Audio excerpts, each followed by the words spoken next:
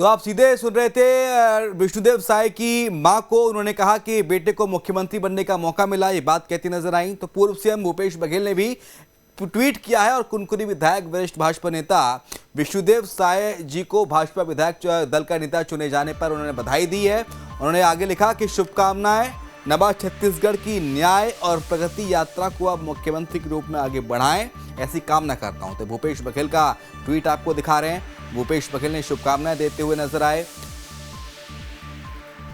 तो 7 दिन की रस्साकशी और मंथन के बाद आखिरकार छत्तीसगढ़ में नए सीएम का ऐलान हो ही गया और ये चेहरा है विष्णुदेव साय का। आदिवासी चेहरे पर दांव लगाते हुए भारतीय जनता पार्टी ने साय को राज्य की जिम्मेदारी सौंपी है और ऐसे में आखिर विष्णुदेव साय कौन हैं, आपको इस रिपोर्ट में दिखाते हैं।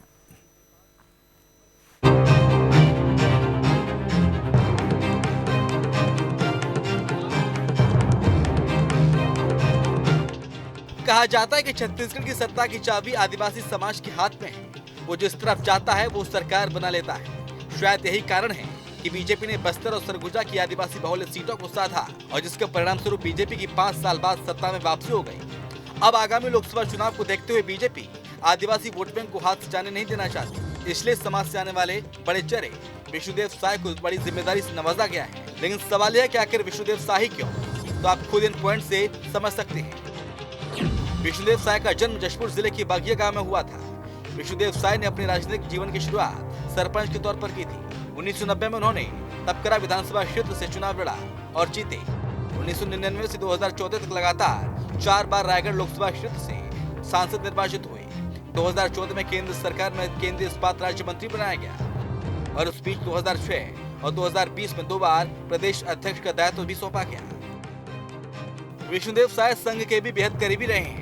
वो रमन सिंह के भी करीबी हैं। शायद इसलिए जब छत्तीसगढ़ में बीजेपी मुश्किल में आई तो सबसे पहले उनको प्रदेश अध्यक्ष बनाया गया और फिर कुनकुनी विधानसभा से चुनाव लड़ाया गया।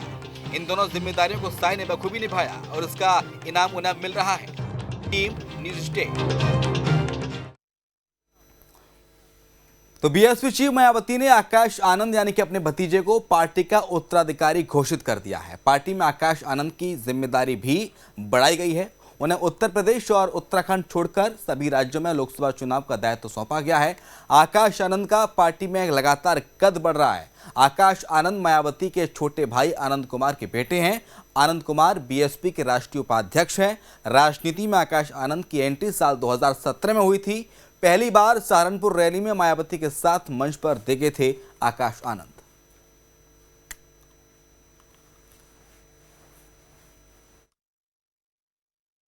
अभी सीटें निकाल के जीत के आएंगे। बहन जी को प्रधानमंत्री बनाने का काम होगा और माननीय आकाश आनंद जी को अपना उत्तराधिकारी कर दिया बहन जी ने। और कुछ दी गई है? अभी तो केवल काम करेंगे पार्टी में। यूपी उत्तराखंड में नहीं, बाहर राज्य में जो राज्य कमजोर है वहाँ उन्हें लगाया गया। परम पूज्य मानवर कांसीराम साहब ने अपने जीवन में माननीय बहन कुमारी मायावती जी को पूरे देश का जो संघर्ष था, परम पूज्य बाबा साहब का मूवमेंट था, उसका उत्तराधिकारी बना के गए। हम लोगों को एक ताकतवर नेता देकर गए। उसी तरह से आज माननीय बहन कुमारी मायावती जी ने अपना पूरा जीवन त्याग और बलिदान किया है और आज ये इतना खुशी का दिन है कि आज माननीय बहन जी ने हमें एक युवा नेता दिया है। माननीय आकाश आनंद जी के रूप में बहुजन समाज पार्टी को एक युवा हमारा नेता मिला है हम लोगों को, इसलिए हम उनको बधाई देते हैं हृदय से और पूरे देश के लिए ये खुशी की बात है। उधर मध्य प्रदेश में सीएम फेज को लेकर बने सस्पेंस के बीच मुख्यमंत्री शिवराज सिंह चौहान का प्रदेश का दौरा लगातार जारी है। आज सीएम शिवराज सिंह चौहान खंडवा दौरे पर रहे। सबसे पहले वो स्मार्ट सिटी पार्क पहुंचे जहां उन्होंने पौधरोपण किया। फिर करुणा धाम पहुंचकर महायज्ञ में शामिल हुए। इसके बाद सीएम शिवराज सिंह चौहान ने जनता का आभार जताने के लिए सभा को संबोधित किया, जिसमें उन्होंने कहा कि जान भी चली जाए तो वो अपनी जनता के से किए वादों को निभाएंगे। सीएम ने कहा कि बीजेपी जो कहती है वो करती है। इस दौरान उन्होंने इशारों में कांग्रेस पर तंज भी कसा।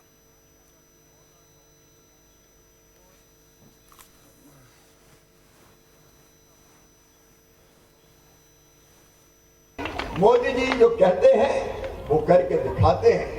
हमने जो आपसे कहा था वो हमने करके दिखाया है। मेरी लाडली बहनाओं, आज 10 तारीख है।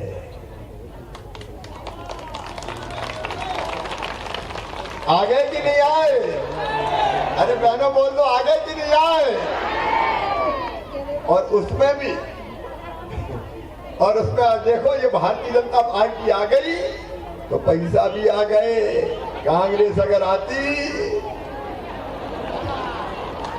गड़बड़ हो जाती, क्योंकि हम जो कहते हैं वो करते हैं। और इसलिए एक एक वादा जो भारतीय जनता पार्टी ने किया है वो भारतीय जनता पार्टी की सरकार पूरा करेगी। कि जान भले चली जाए, आपका विश्वास कभी टूटने नहीं देंगे, आपका विश्वास कभी टूटने नहीं देंगे। अपना ये परिवार, अपने भाई, अपने बहन, अपने बेटा बेटी और सुखी हो, ये कोशिश लगातार